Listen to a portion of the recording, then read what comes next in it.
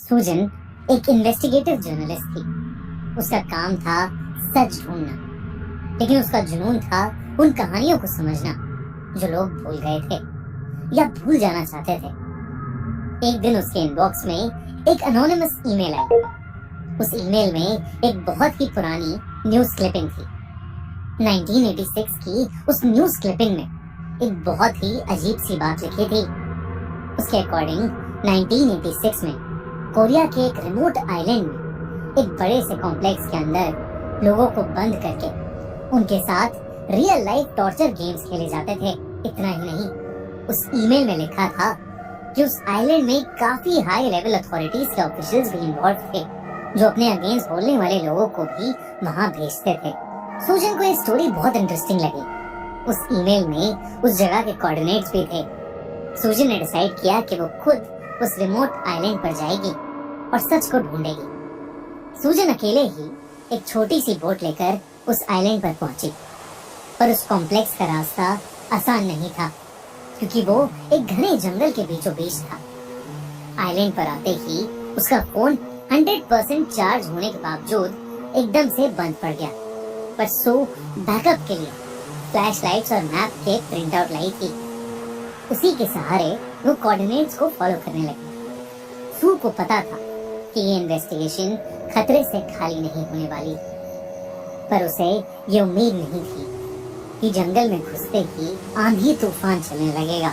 सू को उन तेज हवाओं में कुछ ढंग से नहीं दिख रहा था। तभी उस जंगल के अंदर से रोने की चीखें सुनाई देने लगी। सू को लगा कि शायद कोई किसी को मार रहा है, इसलिए वो जल्दी से उस आवाज के पीछे जंगल के अंदर जाने लगी। लेकिन कुछ ही देर में वो आवाज आनी बंद हो गई। सू अब उस जंगल के बीचों बीच थी, लेकिन उसे कहीं भी वो कॉम्प्लेक्स नहीं मिल रहा था। हवाएं शांत हो गई थी। तभी उसे ऐसा लगा कि जैसे एक पेड़ के पीछे से कोई पतली सी लड़की उसे घूर कर देख रही है। उसने उस लड़की की ओर देखकर आवाज दी, लेकिन वो कुछ नहीं बोली। सू जब पेड़ के पास गई तो उसे वहां कोई नहीं दिखा। सू को लगा कि शायद उसे कोई गलतफहमी हुई है, पर तभी सू का सर चकराने लगा और वो बेहोश होकर नीचे गिर गई। जब सू की आंख खुली तो वो उस कॉम्प्लेक्स की बिल्डिंग के अंदर एक अंधेरे काले रूम में पड़ी हुई थी। उसे कॉम्प्लेक्स के अंदर से अजीबोगरीब आवाजें आ रही थी। उसने रूम का दरवाजा खोला तो उसे एक बड़ा सा कमरा दिखा, जहाँ 50-60 लोग थे। उन सब के हाथ पांव बंधे हुए थे और आसपास मास्क पहने गार्ड्स खड़े थे।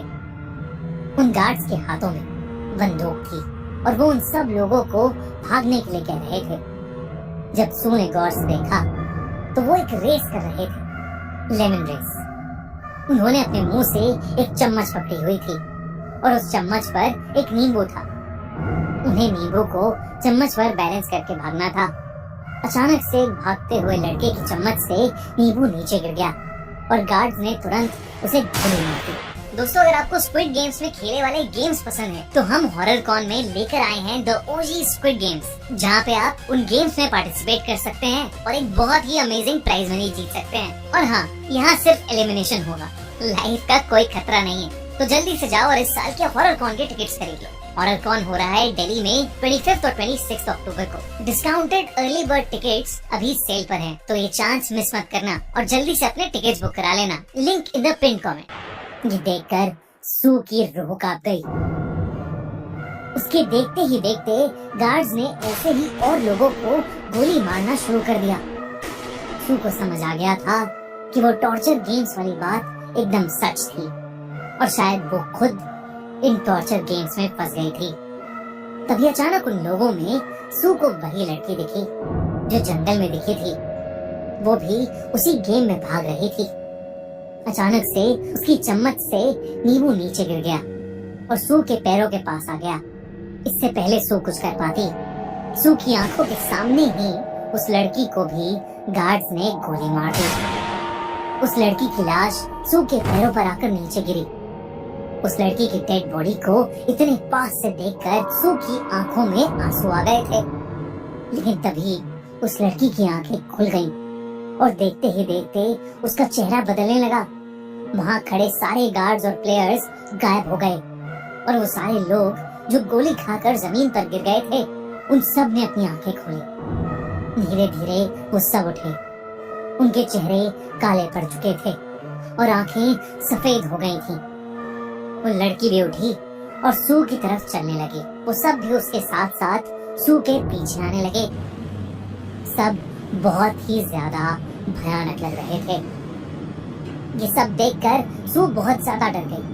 वो वापस उस अंधेरे कमरे की तरफ भागी और उसने दरवाजा बंद कर लिया। दरवाजे पर जोरों की धमधम हुई। सू को लगने लगा कि उसने उस आइलैंड पर आकर बहुत बड़ी गलती कर दी, पर कुछ ही देर में वो धमधम बंद हो गई।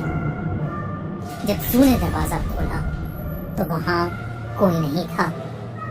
पूरे हॉल में धूल मिट्टी भरी हुई थी और सालों पुराने खून के धब्बे थे।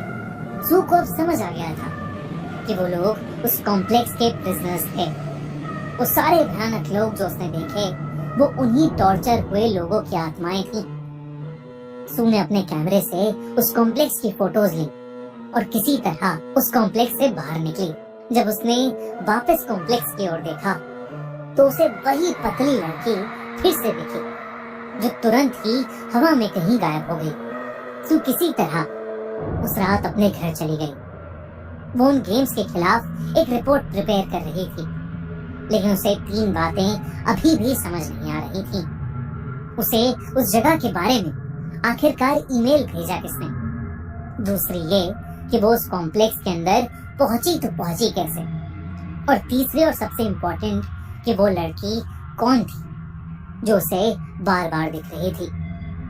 सू दिन रात उस लड़की के बारे में ही सोचती रहती। एक दिन उसे कुछ याद आया।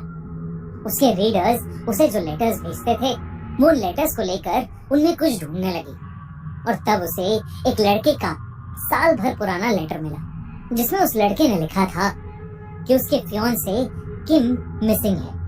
वो कई पुलिस रिपोर्ट्स भी लिखा चुका है, लेकिन वो कहीं नहीं मिल रही है। आखिरी बार वो दोनों एक आइलैंड घूमने गए थे, लेकिन वो उस आइलैंड पर कहीं खो गई है और तब से वो मिल ही नहीं रही है। उस लड़के ने सू से उसे ढूंढने की मदद मांगी। जब सू ने वो लेटर पूरा देखा तो उसमें एक फोटो भी थी। जब सू ने उस फोटो को देखा तो वो दंग रह गई।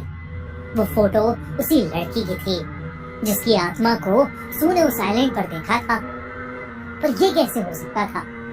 गेम्स तो करीब 30 साल पहले 1986 में खेले जा रहे थे, तो उस लड़की का अब वहां होना कैसे पॉसिबल था?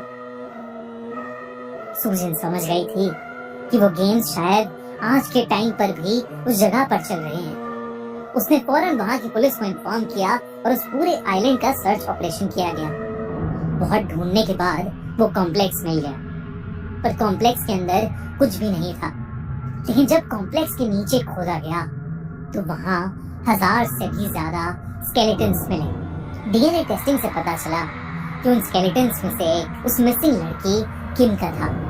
सबको यकीन तो हो गया था कि उस कॉम्प्लेक्स में कुछ बहुत ही भयानक चल रहा था, लेकिन उन स्केलेटन्स के अलावा किसी भी चीज का कोई प्रूफ नहीं था।